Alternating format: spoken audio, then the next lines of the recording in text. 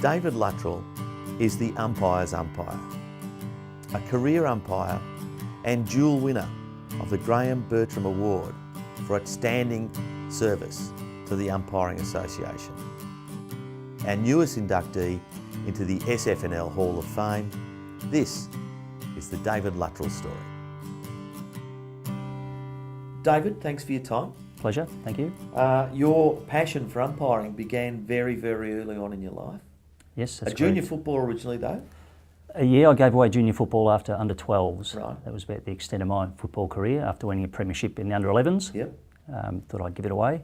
I started umpiring at 14.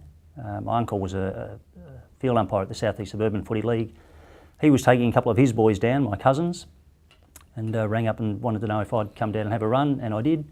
I dragged a couple of my friends down as well, so a group of about 6 of us went down and started umpiring at around the same age, 14, 15 years of age, so that was a good start. Made it an easy transition. And a little bit of pocket money as well for a young fella? A little bit of pocket money was always an incentive. Yep. And back in those days it was just cash in hand after the game in a Yep. little yellow envelope, Yep. Which was good. Most of it just went straight across the canteen on cans of Coke and sausage rolls and things. But So the umpire's a lot more civilised then, with a little yellow envelope rather than a brown paper bag. yes, yes. So you ran the boundary for 10, 12 years approximately? Yeah, about 13 years I Yep, ran the boundary. okay, Yeah. right. And what happened then? Decided to make the flick across to field umpiring. Get yourself in the middle of the action. Yeah. It sort of got to the end of the road with boundary umpiring, did everything I probably wanted to do. I was getting to the point, I think I was probably in my 30s by that stage. And there was a Division 1 grand final amongst all that? On the boundary, Yeah. 5.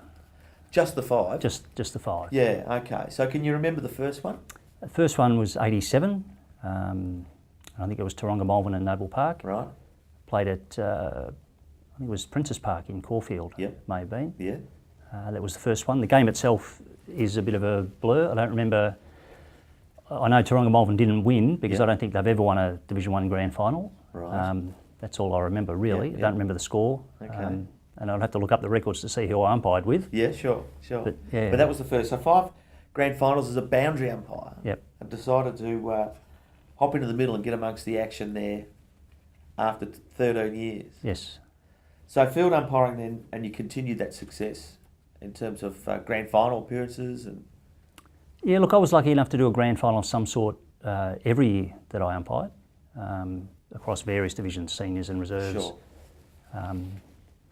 But yeah, even field umpiring, I was lucky enough to do a grand final in the first year I flicked across to field umpiring, a reserves game. Don't remember what it was. But yeah. So what attributes do you reckon you need as an umpire? What's the primary attribute? Look, I think you need to have a passion for the game and you need to enjoy the game. You certainly need to know a little bit about the game. Yeah. But overall, I just think you need resilience more Bit than of a anything. thick skin. Bit of a thick skin. Yeah. It's certainly a challenging pastime. It can be confronting Yeah. on certain days, particularly if you're having a bad day. It can be confronting and it can be a very lonely existence out in the middle. So on what do you some call days. a bad day for an umpire? Oh, a bad day is just, you just know yourself if you're having a bad day. I mean, obviously the crowd over the fence and the players will give you a spray if they think you're having a bad day, but the harshest judge of an umpire's performance is an umpire himself. Sure. And you know if you're having a bad day. You know if you're missing free kicks, you know if you're getting them wrong, you know if you're not running to the right spots. You just know it's not going right. Yeah. And by the end of the day, you're just glad it's over Yeah. and you just want to get out of there. Sure. Yeah. Yeah. Okay. All right. So in 2002 and in 2008, you were awarded the Graham Bertram Award. Yes. Can you explain what that award's presented for? It's a joint award. It's voted on by the President of the Umpires Association and by the Umpires Advisor at the time, whoever that may be. They're the only 2 people who vote on it. And the criteria is set out as being for excellence in umpiring and outstanding contribution to umpiring affairs. Typically it's won by a committee member because they obviously make the most significant contribution to affairs off the field. But it's really recognition for the amount of work that you've put in around the place, contributing to the umpiring side of things, being on the side of the Umpires Appointments Board, helping them with the job they're doing as well as contributing on the committee. but not letting that interfere with your umpiring performance on the field. Yeah, so the two distinct roles, aren't there? And There are. off-field, the significance of the off-field contribution. Now, you've been treasurer and president of the, firstly the South East Suburban competition and Southern Football League, and then president of the Southern Football League Umpires Association for a number of years. That's a big responsibility. There are a lot of people umpiring. There are a lot of people umpiring. Probably not as much these days as there were in the past when we used to stretch way down like 4 divisions after merging with the churches competition. Back in that point in time, could have been anywhere between 150 and 180 umpires on the list across all different disciplines. So there's a lot of people under your control, not that we control them as such, but to look after and to represent their interests and to make sure they're going okay and having a good time and enjoying it as much as they can. Because the role of the Umpires Association really is to aid in the retention aspect of umpiring. It's the appointments board job to get out and recruit umpires and get them down there. But once they come down, it's really the responsibility of the Umpires Association to make sure they enjoy it and to try and keep them. And how do you do that? Well, you just try to make it as warm and welcoming as you can. Just build that level of camaraderie, make sure they know you're there to support them. You provide a good social atmosphere, functions, training nights, that sort of thing. Build the right environment, they come and they stay. So it's very much like a footy club in itself. Well, it is. And we always thought of ourselves as another club, part of the league. That's the way we sort of thought of ourselves, which is why we like to, contribute in some way to the running of the league and, the environment of the league in general, not just the umpiring side of things. Sure. I think David is of the highest integrity, and he's a person I could always trust and rely upon. If I think back to the days when I started at the old SFL in around 2000, the relationship between umpires and clubs and the league itself was often very fractious. There are a lot of issues around safety for umpires and things like that, and abuse and all of those old-fashioned ideas that were around then. In that emotional area, David brought a calmness to the place, a stability. He was never over emotional. He could always look at the facts and decide what was the fairest way to go. And I think that had a big impact on bringing the umpiring fraternity closer to the league, and for the league to have a better understanding of what umpiring was all about and what those special people, because they are who take on umpiring, were really like. And I think David contributed magnificently to that.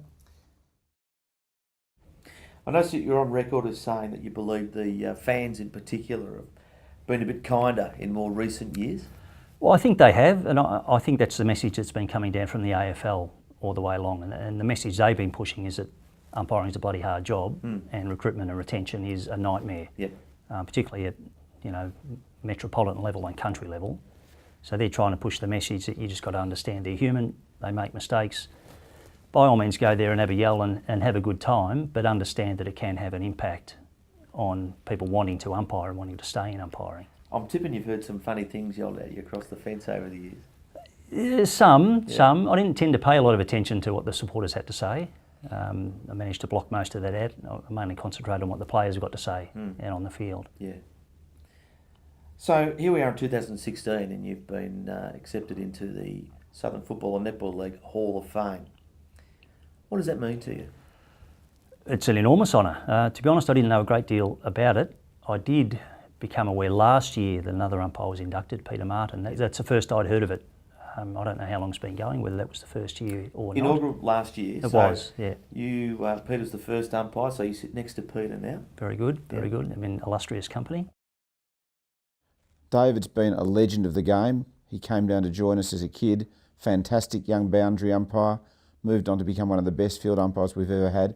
But most of his best work has been done off the field as association treasurer, association president, negotiating EBAs, being the link between the Umpires Association and the rest of the league, and he's very much responsible for how successful our Umpires Association is today. So it means a lot? It does, it does. And on a personal level, just to be recognised for the contribution you've made. Sure. I mean, that's fantastic. You never go into these things to look for anything like that. But for other people to recognise you, particularly your peers and your contemporaries, to recognise that you have made a contribution, that it's been worthwhile, and that people remember that is terrific. It's a fantastic honour. Yeah. So you retired from umpiring in 2010? Yes. No motivation to go and stand behind the goals for another 20 odd years? No, goal umpiring never appealed to me, Yeah. I have to be honest. It's a little bit static. I like to be moving. Yeah, sure. I like to run around. Yeah. I could never see myself standing in the goal, particularly with the goal umpires. They can do 2 or 3 games a day. Long day. Long day Yeah. to just be standing in the goals, and Yeah. it never really appealed to me. Yeah. Okay. So retired in 2010. Looking back on your whole career, boundary, field umpiring, and even from the administrative point of view, what do you think you like most about it all? Look, I just like the environment, to be honest. Given that I started so young, I really grew up around suburban football, local football, and I just loved the environment. I love being there. Even now, in some respects, I like going to watch a game of local footy better than I like going to watch a game of AFL footy. Yeah, well, you're on the same category there, definitely. Yeah, I think it's just a better family environment. It's great fun. It's more relaxed, and being able to be involved in the game at that level has just been fantastic, and that's what I really liked. It's just being part of the environment, being part of the game, making a contribution at a community level, and just meeting a fantastic bunch of blokes through umpiring. So what does David Luttrell do now? Not very much, apart from chase the kids around. Yeah. Okay. Yeah. So there's 2 kids. 2 kids, 2 2 boys. Yeah. Okay. One about to turn 15, one about to turn 13. So if they came home to you from school one night this week and said, Dad, I've decided I want to be an umpire, what would you say? I'd say fantastic. Yep. Because I certainly got a hell of a lot out of it.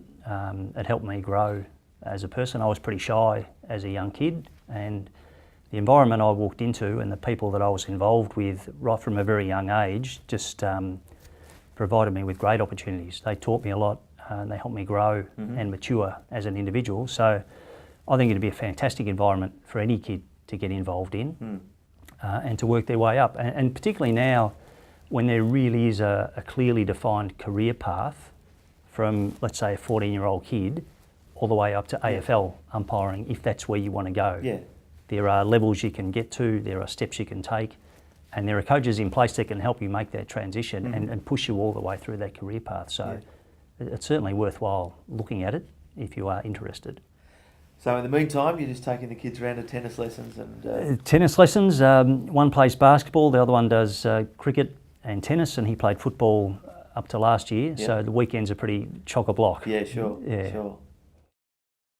David's probably as deserving as any umpire or footballer I've met. His contribution to football has been absolutely outstanding, both on and off the field as an umpire, and even in his retirement he's still very actively involved in supporting the league and the association. One of the criteria about getting these awards is integrity and the personal characteristics and values of the person, just as much as the actual contribution that they may make on a field or whatever. And it's David's personal characteristics and values that I think make him one of the premier recipients of this award. Well, mate, hopefully we see you at the footy at some point in the future. It'd be nice, and even to see the Luttrell boys running around. Perhaps one day. You never know. You never know. Congratulations on becoming part of the Hall of Fame in 2016. It's a huge honour, as you've already explained. And I hope you enjoy the night. We'll see you at the football. Terrific. Thank you very much. Pleasure. Well done. Thanks.